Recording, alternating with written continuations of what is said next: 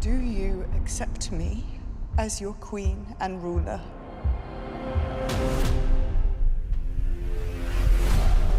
War is coming. Neither of us may win.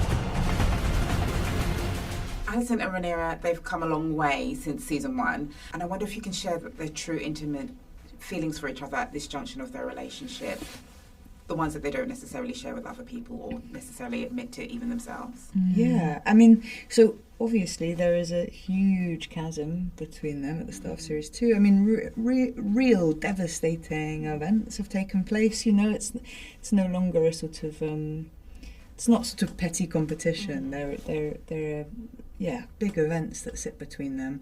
However, I think it's interesting. Like, I think their sort of attachment is quite fundamental, as it is with sort of people you've grown up with. And I actually wondered if, I mean, when we meet Rhaenyra in a state of very pronounced grief at the start of the second series, and I wonder if somewhere very, very deep down in the, I don't know, subterranean layers of the psyche, if actually perversely there is a sort of yearning to seek comfort here. Like after the death of Rhaenyra's mother, I think it was only Alicent that Rhaenyra was able to share that with and find comfort with. So I wonder if there's like a really old bit of programming that still yearns for this. Not in the conscious brain though.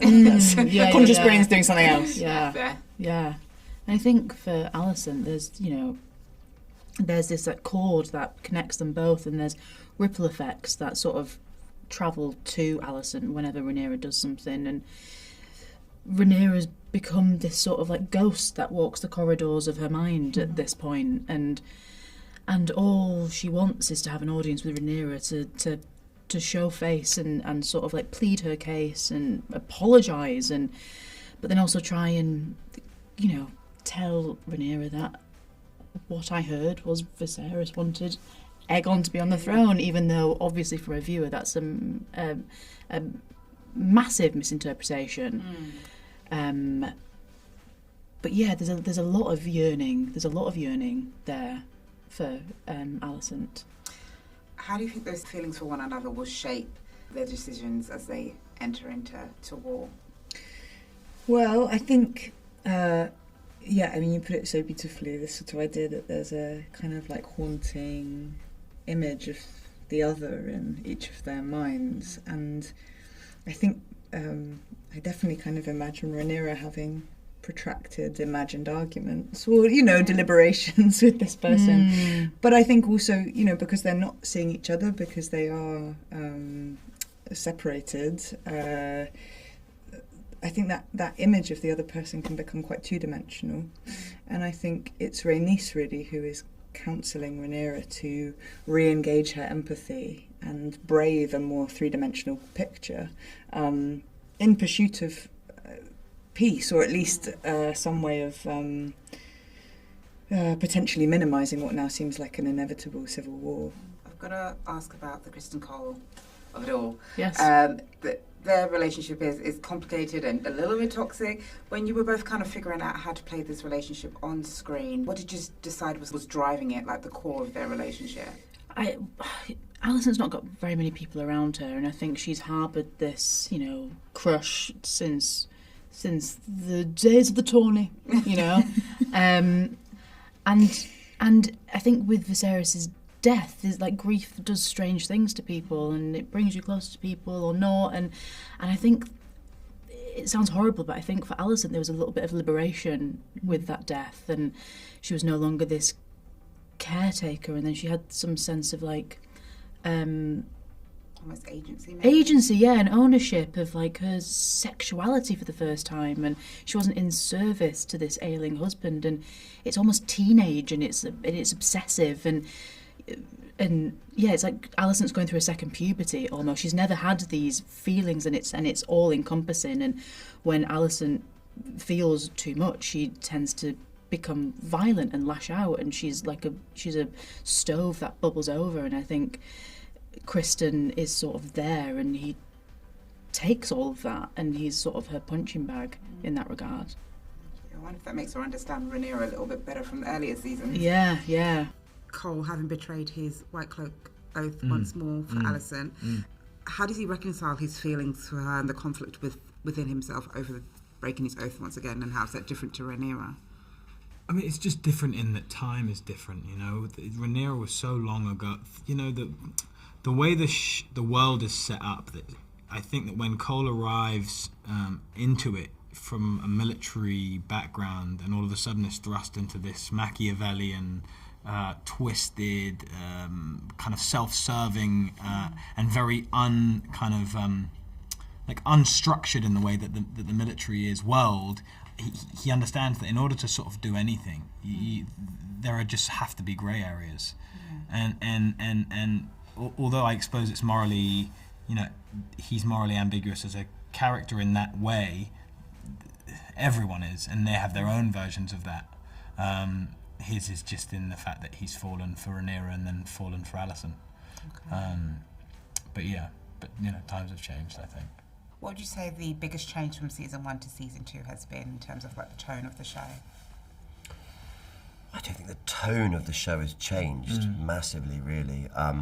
Obviously, the story and the situations that people are in. You know, we've lost Paddy, and the structure of time that the story is told in is slightly different, dramatically. But I think tonally, it's a pretty similar world, really. I mean, characters are going. You know, they're evolving into their different personalities, I suppose, and the situations that they're put in affect them in different ways. But so we see new sides of them. But tonally, I think we're in a similar world. Cole's anger, hatred, and bitterness towards Rhaenyra seems to have intensified since Viserys' passing. How would you say those feelings will manifest into action over the course of the season? I don't feel he has hatred towards Rhaenyra. Yeah, I don't think he hates her. I think it's a different thing, and certainly I don't feel that the driving force of his sort of motivation in this show is about spite or kind of rebellion towards Rhaenyra or his heartbreak. How would you think his feelings will manifest into action? I'm interested. What do you feel like his feelings to Rhaenyra are? I don't want to say that because then I think I'll give up the sort of answers to people. I'm interested, but I don't think it's hatred. Okay. And I think that it will manifest itself in a sort of, I mean, without giving too much away, I think there's a great desire for him to leave King's Landing. I think he'd like to get out. I think he's been there for too long. Okay. Yeah. Changing him, maybe.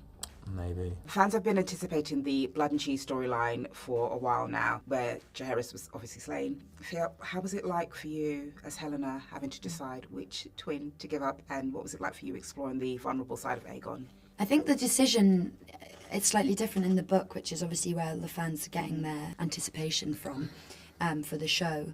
But I found it quite interesting how we've done it slightly differently in the show, because I don't think she sees it as a choice, really.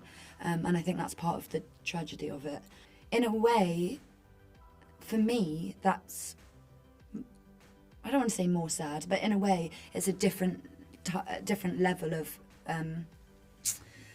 heightened situation. I think that she sees the stakes as too high to even sort of like try and throw them off the scent. She's like, this is life or death, and it's right now. So just trying to get into that vibe, which is kind of intense. What about you? Aegon's vulnerability. I guess, well, my mission with him this time round was to bring a level of humanity to him, and rather than just play him as what some people see it as a sort of cold villain. I think he's way more complex than that, and wanted to bring those different colours to his palette. For me, it's sort of cause and effect, and how his upbringing has sort of made those connections in his brain in a way that sort of manifests in chaos and self-hatred and insecurities and all of this, just this big tight knot. I've been trying to unpick that.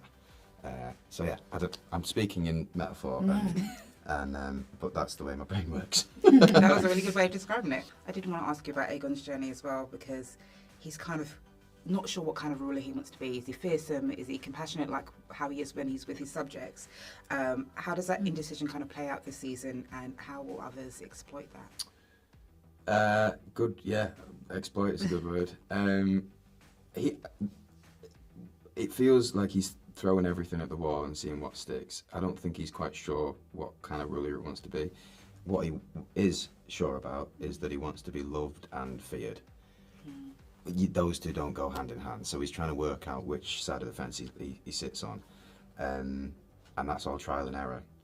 He's also being kept on a very tight leash by the Hand and by his mother and everyone around the small council. So I think there feels like there's a ticking time bomb in that sense of how long he will put up with that. Yeah. But yeah, I mean, his only example of a ruler was his father, and they are polar opposites. So I think he's already acknowledging that he won't be the same ruler as Viserys, but will also doesn't want to be a bad king. He wants to be a good king, I think, and he wants to be liked. Yeah. Good luck It's to that him. complicated.